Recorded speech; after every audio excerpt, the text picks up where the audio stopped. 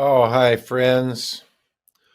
Uh, I ordinarily get to do this with Gary Lambert, but he's got a wedding today or some such excuse, so he's not going to be with me on this dead air with Lambert and Gans. I'm just plain David Gans without Gary Lambert, but it's really, really nice to be here with you, and it's nice to be doing this between sets thing on the Nugsnet streams of Dead and Company. It's been a wonderful tour so far. We're just about halfway through it. I'm enjoying the daylights out of the music, and being part of this thing with Nugs is also very cool. If you're looking at this on YouTube or on the social networks of Dead and Company as a free preview of set two, let me tell you what you didn't hear in set one. You can go back and see and listen to by buying the stream or subscribing to the audio feed. Why is that talking? I thought I turned that thing down. Oh well. Anyway, you heard Good Times, Scarlet Begonias, Deal, Black Throated Wind, Dire Wolf, Bird Song, and Going Down the Road Feeling Bad. That was a fine first set. We have no idea what's coming in the second set. If you're looking at this on the free preview, I guess you'll find out when they start playing again. And as I say, you can buy the stream and watch the whole thing, watch the second set live, and then go back and watch the first set right away. And when you do that, you have 48 hours to watch it as many times as you like. Now, I've taken advantage of that feature many times. In my professional capacity, I'm listening to this music to pull things for the radio, and Gary and I use little shorter bits on Tales from the Golden Road and stuff. So I very often want to go back and listen to the music again and pick up on the things that I missed and see if things were really as wonderful as I thought they were. And they usually turn out to have been as wonderful as I thought they were. So Nugs.net offers many, many different formats of, you can live stream shows on video. You can download the audio after the fact in various formats. And they also have a streaming service with a gigantic library that includes Dead and Company stuff going back to 2016. I believe they have lots of Further in there. Bobby Weir and Wolf Bros. They also have lots of non-Dead related stuff. They've got Goose and Yes. And I don't remember what all else they've got. Fish for damn sure, and Wilco. And lots of Grateful Dead stuff as well from the Grateful Dead's archive. So the streaming service is organized around live music, which is an important distinction that makes it different from a lot of the other streaming services, which tend to be oriented toward albums and studio releases and things like that. But Nugsnet was designed by a tape trader, originally designed to facilitate tape trading, and it turned into a wonderful way of everybody doing music. Those of us who are musicians and want to market our music in wholesome and live music-oriented ways, we love Nugsnet because it allows us to put up our complete shows in whatever format that we like. And that's a really, really nice feature. Anyway, I'm going to cut this short because we've got a pre-recorded interview. Gary Lambert and I co-host this thing, and we've been pre-recording the interviews this time for logistical simplicity. And we've just had a great time doing interviews with lots of different people. And tonight is no exception. This next interview you're going to hear will include Gary Lambert as well, as I say, because it was pre-recorded. It's with Rosie McGee, a photographer and storyteller who became a member of the Grateful Dead scene very, very early in the game, to wit, at the Muir Beach acid test, and traveled extensively with the band, was personally involved with the band, worked for the band for many, many years, and has published two wonderful books of her photography and stories of that wonderful, unique life. And she's really, really good at telling the story. She has a new coffee table book, and that's what Gary Lambert and I wanted to talk with her about primarily. Please enjoy this pre-recorded interview with Rosie McGee. And when it's over, we'll go back to that please stand by card there. And you'll have to just wait a few more minutes until the band comes back for set two. Gary Lambert will be back with me tomorrow, and it'll be a lot more fun to do this with him on board, I guarantee you. So enjoy, and we'll see you later. It's so wonderful It's so wonderful to have Rosie McGee with us. This is a woman who's been on the Grateful Dead scene since the Muir Beach acid test and has published two wonderful books from her adventures in that world. And along the way, took some amazing photographs of the Grand Canyon, too. So, hi, Rosie. It's great to see you. Hi, Hey, good to Rosie. see you guys. Why, it's only been a few weeks this time. That's right. Yeah. We saw each other at the Skull and Roses Festival, which was such a wonderful Oh my goodness.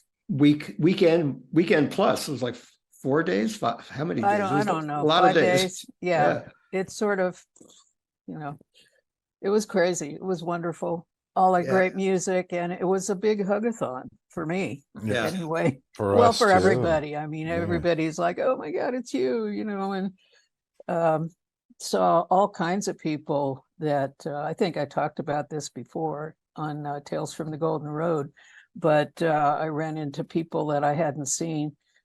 Well, Doug Irwin, I mean, Right. he was probably the longest since I'd ever even spoken to him. Mhm. Doug Irwin and I used to work at Lambert in the early 70s, and we ran into each other at Skull and Roses, and that was crazy. It was Well, I'm glad crazy. you brought up Alembic because your name has come up several times in the current season of the good old Grateful Dead cast, which Yeah. is we're talking about 1973 and the sort of burgeoning business empire of the Grateful Dead and stuff. So, and one of the coolest things about this season and what we're learning is how important and underappreciated the women are who ran that world. We heard about the travel agency, the booking agency, and you were an integral part of that. You worked at Alembic and also worked in those other enterprises, right? Right. Well, we started Frankie, who was Bob Weir's girlfriend at the time, started a travel agency called Fly By Night Travel. Here, and our motto or our tagline was "Here today, gone tomorrow." And we just had a lot of fun, but it was the hardest job I've ever had. But anyway, she started a travel agency in order to book the band's travel, and within the commissions, there was a room for not only to save money for the band, but for the family and the wives and girlfriends and other friends to pay less for tickets and have a viable business at the same time. So she started this agency, and she snagged me away from Alembic to be the lead travel agent for the band. We also handled the new writers and Boss Skaggs and Ramblin' Jack. And I mean, it was crazy. It was the hardest job I've ever had in my many years of working. And there were a lot of bennies involved. Yeah. In both senses of that word? Well, I don't know what the second sense is. I'm kind of ignorant. I don't know. Benefits and Benzedrine.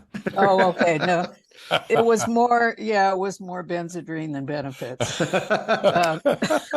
Yeah, it was pretty exhausting, and it just was crazy. I mean, this is 1973, and no, there was no digital anything. There was no computers on my desk. There was no fax machines. There was nothing.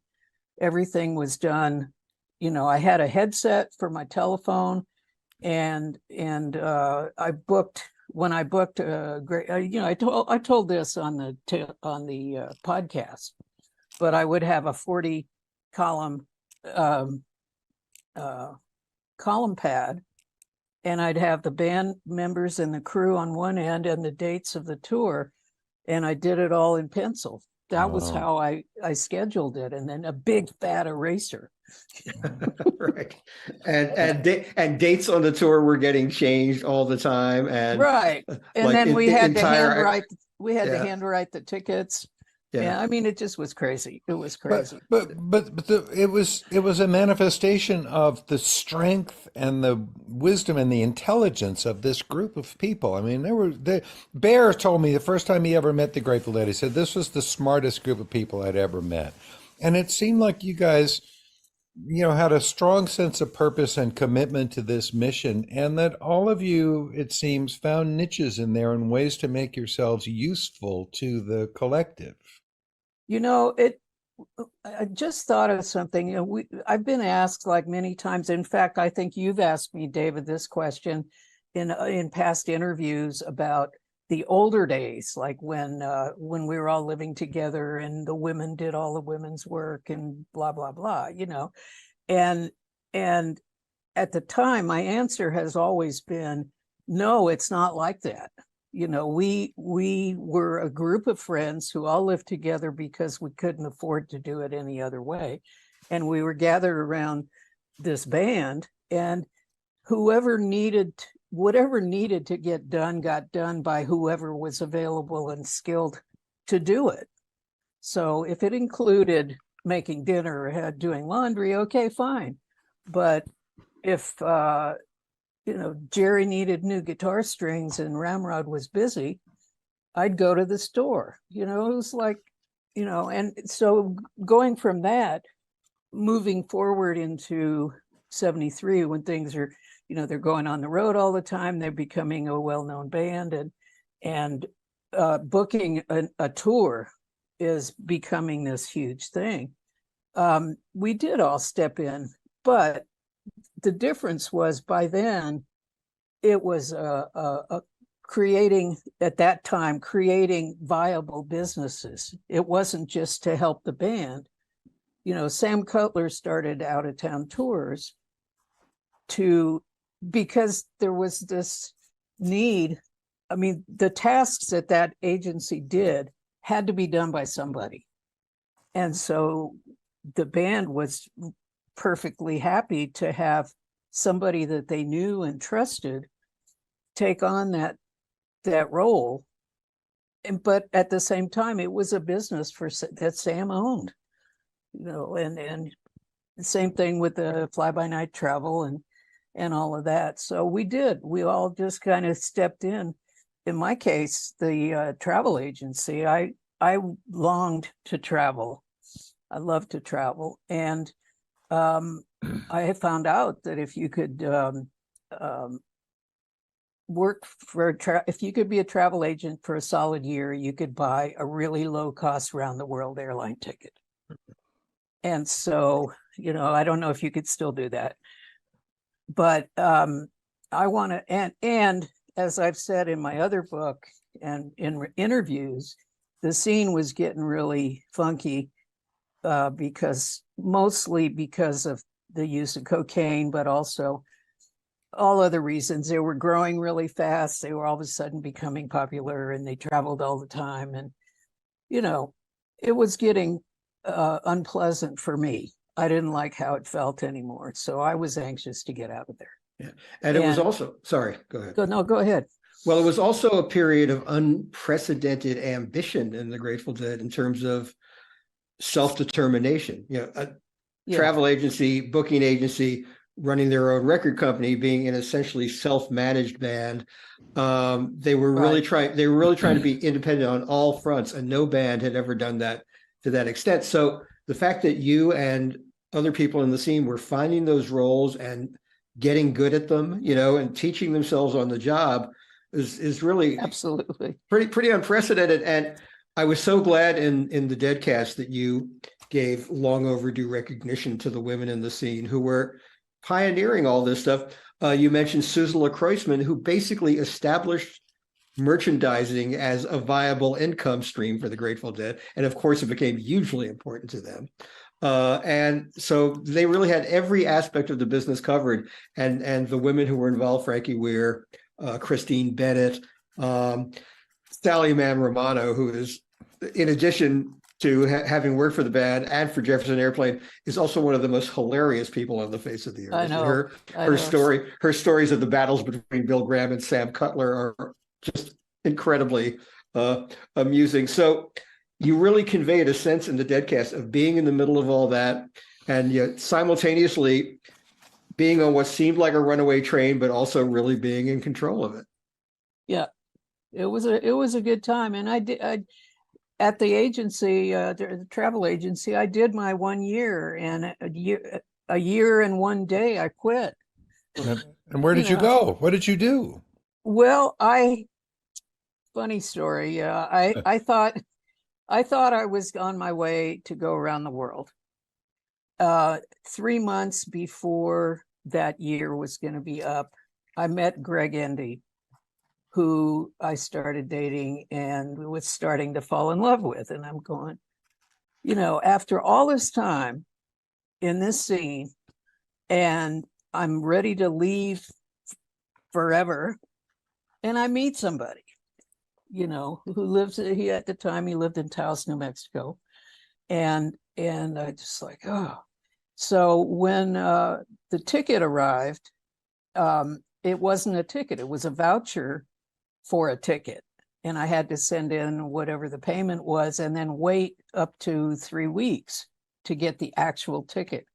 So by then, Greg and I had been seeing each other for a while and knew that there was something going on. And he'd gone back to Taos. So I went to Taos. I quit my job, sold my stuff, moved out, went to Taos to wait for the ticket.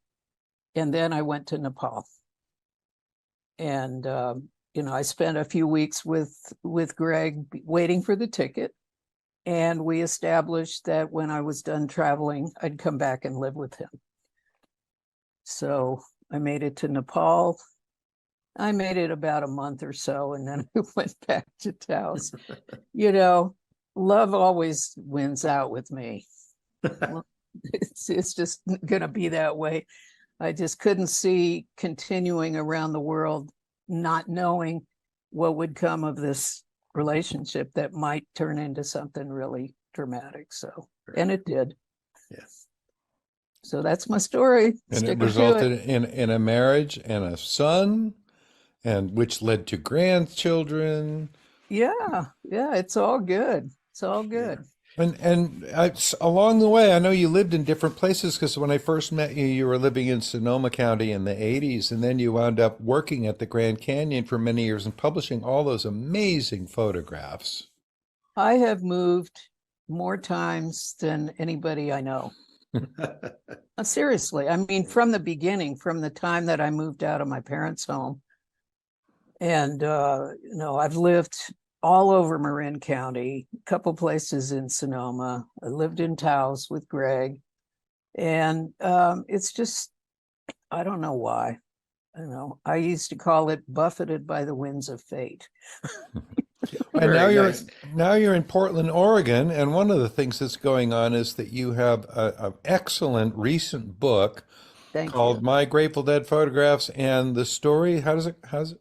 My Grateful Dead photos and how I came to take them, 1966 to 1991. It's a fabulous book full of great photos and stories, and we want to talk about that a little bit and let people watching this know how they can find out more and get a copy of it. Okay.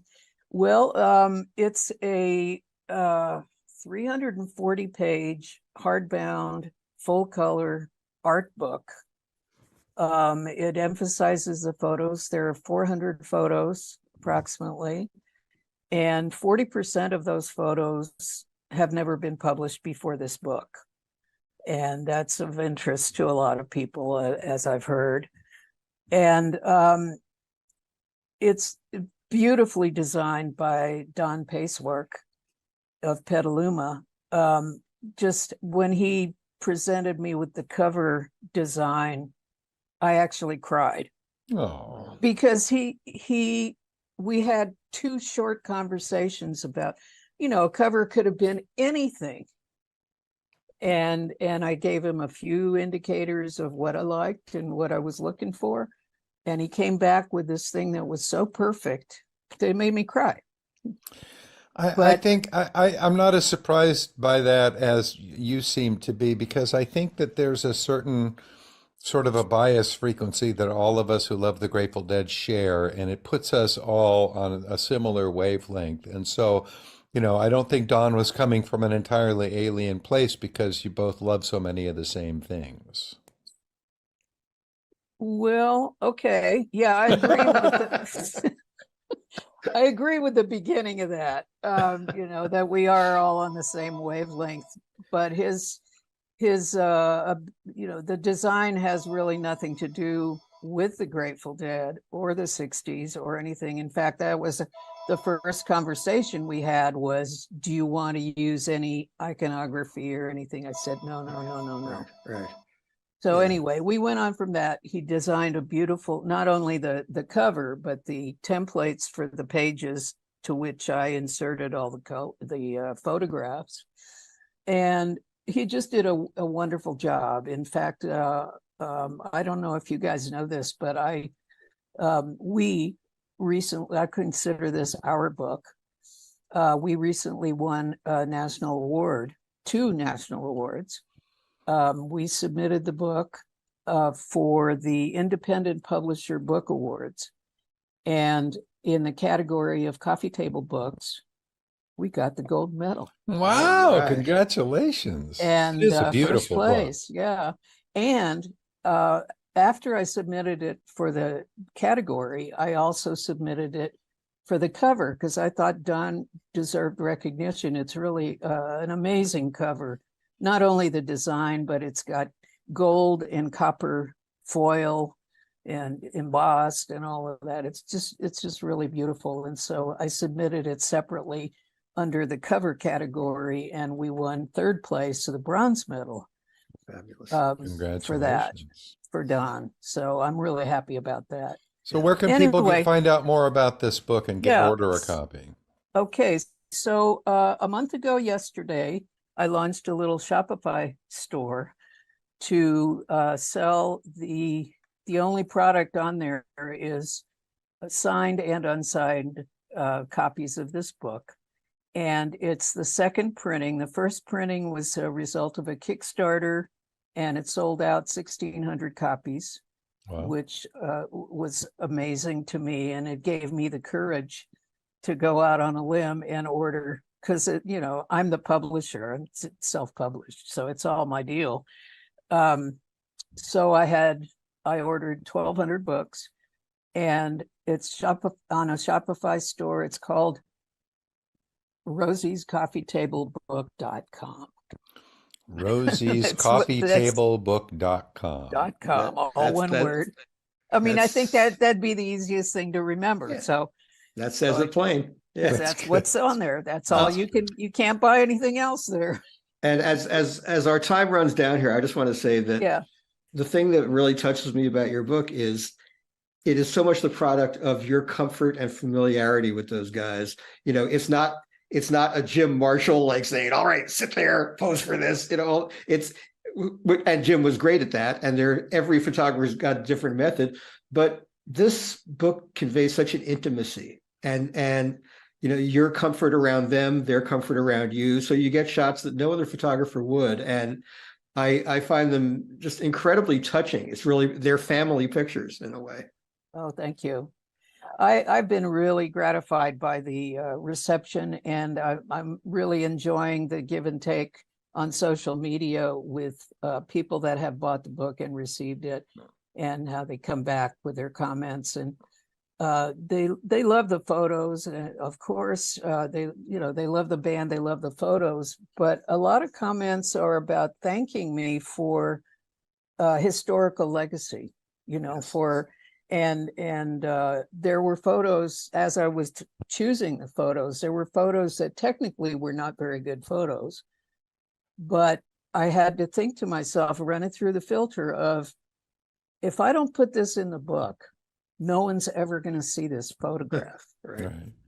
And so I went ahead and put in some that are a little bit blurry or they're whatever. It's a glorious book. It really is Thank beautiful, and I'm very happy to spread the word about it. And that we are out of time. We have to turn this back over to the stage so Dead and Company can play set 2. Okay, well, have a great time and love you guys. Thanks for having me on again, and bye everybody. Love you. Go to Love you too, Rosie. rosiescoffeetablebook.com, everyone. Great. Thank you. Bye. Bye.